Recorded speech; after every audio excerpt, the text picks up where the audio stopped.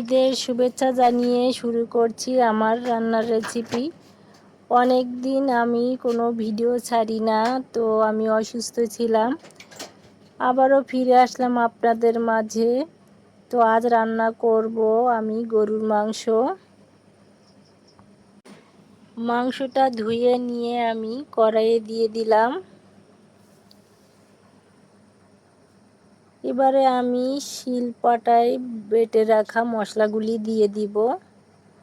তো পেঁয়াজটা আমি কুচি করে কেটে নিয়েছি, দিয়ে দিব পেঁয়াজ কুচি, রসুন বাটা, আদা বাটা, জিরা বাটা,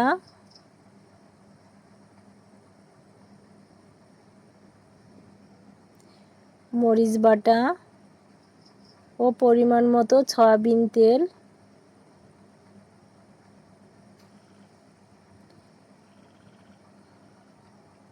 দিয়ে দিব স্বাদ মতো লবণ। এবারে আমি হাত দিয়ে মেখে নিব।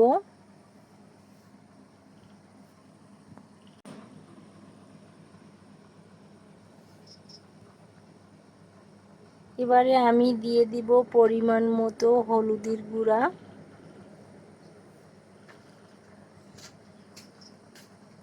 হলুদের গুঁড়া দিয়ে আমি ভালো করে মেখে নিব।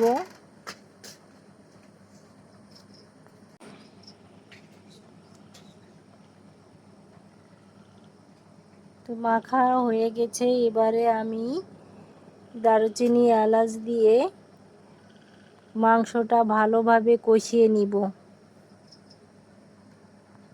বন্ধুরা, এভাবে সকল মশলা দিয়ে হাত দিয়ে মেখে রান্না করলে অনেক মজা লাগে। তো আমাদের গ্রাম্যভাবে আমি রান্না করলাম। তো আপনাদের রান্নাটা কেমন লাগলো অবশ্যই কমেন্ট করে জানাবেন। আর আমার ভিডিওটা একটা লাইক দিয়ে দেখা শুরু করবেন। মাংসটা ভালোভাবে কষিয়ে আমি দিয়ে দিব কেটে ধুয়ে আলু। তো আমার ছেলে আলু খেতে অনেক পছন্দ করে, তাই দুটো আলু কেটে আমি দিয়ে দিলাম। তো এবারে নেড়ে চেড়ে আমি আরও কষিয়ে নিয়ে দিয়ে দিব ঝোলের পানি।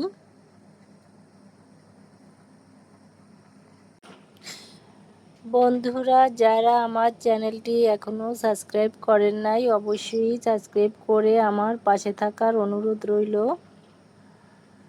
ঝোলের পানি দিয়ে আমি রান্না করে নিব।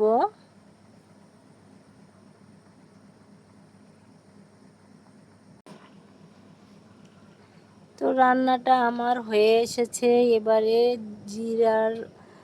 ভাজা জিরার গুঁড়ো দিয়ে আমি নামিয়ে নিব। তো আমার রান্নাটা কেমন হলো অবশ্যই কমেন্ট করে জানাবেন। আর সবাই ভালো থাকবেন, আমার জন্য দোয়া করবেন। আল্লাহ হাফেজ।